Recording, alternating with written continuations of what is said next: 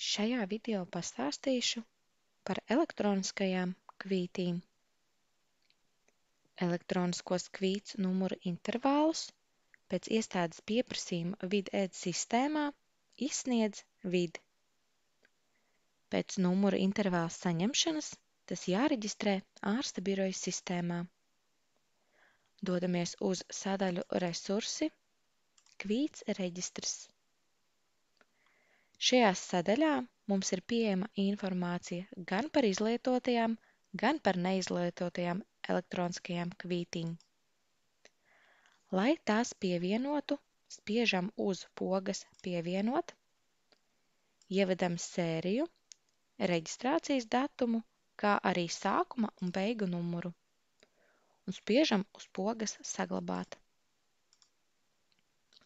Ārsta birojs izsūta arī atgādinājuma ēpastus, ja kvītis sasniedz kritisko robežu, lai informētu, ka nepieciešams tā skaitu papildināt. Šo skaitu ir iespējams definēt ārsta biroja iestatījumos. Pārskatu par izlietotām elektroniskām kvītīm var izveidot sadaļā Rīki, Datu apmaiņa, Elektroniskās kvīts eksports uz Vid. Tālāk norādam nepieciešamos datus un spiežam uz pogas Ģenerēt. Saglabājam failu.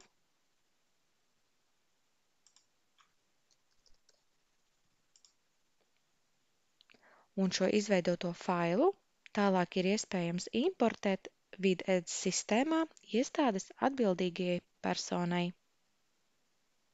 Paldies par uzmanību!